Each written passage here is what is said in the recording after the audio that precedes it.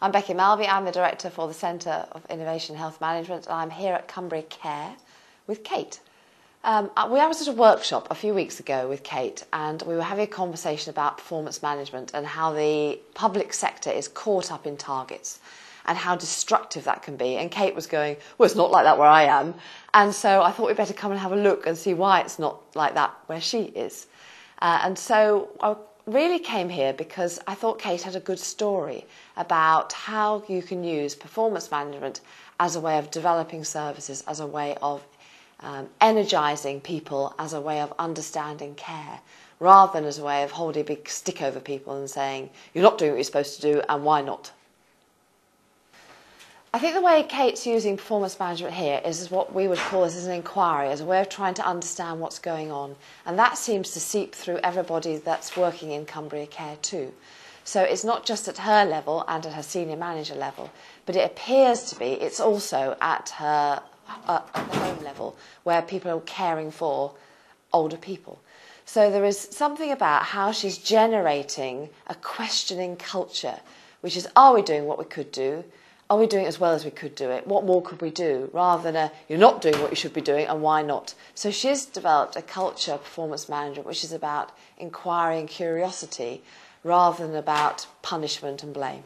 I think when I was listening to Cate talk about the service that they're designing and delivering, there's something for me about absolute commitment to the purpose, and that being paramount in a way that's completely dear to her heart, but is held organisation. It's a really strong identity in the organisation. So she uses information as a way of strengthening identity, i.e. Cumbria Care and its services, and developing relationships between people, i.e. how well are we doing, could we do it better? So a way of designing conversations about futures and possibilities rather than conversations about problems and fixing. Does that make sense? So it's not a conversation as we're getting it wrong, oh God, and she's going to come and give us a hard time and we're doing better and I'd rather just go and get another job. It's a, gosh, why are we doing it like that? Well, that's strange. You know, we thought we were doing the really good thing here, and it looks like maybe we're not doing quite as well as we thought we were, and that's a shame. I wonder what that's about. And the other part was that I think Cate has ways of helping people realise their potential. So she's not scared by data. So she's not seeing things that are problematic and go, oh no, there's another thing wrong with X home in X county, and what we're going to do about it. She says, right, that's not good enough, and we really want to do it better, and this is not a really huge problem here, and we can sort it. So she doesn't see problems as something complex and horrible that's unfixable. She sees problems and stuff coming up in the data as, well, absolutely, we ought to be doing that, and there's no reason why not. So you know when you get into the public sector and everything's always too difficult, and people say, well, we can't do that because so-and-so's here, and we can't do that because Mr. Brogson, we can't do that because the GPs always refer it like that. And she says, well, why do they? And why can't we? And that's not right, because it's not right for our older people. And that must be really liberating to work with. I think if anyone in the public sector wants to do it like Cate, to do it in the way that they thought was developmental, I think you have to change your mindset. And I think it's amazing how the way you see things determines what you do. So I have a young son, and every item he picks up in my house is a gun. And every item in my house is something to be shot. It doesn't matter whether it is a real gun or it's a stick or it's a dog bone, to be honest.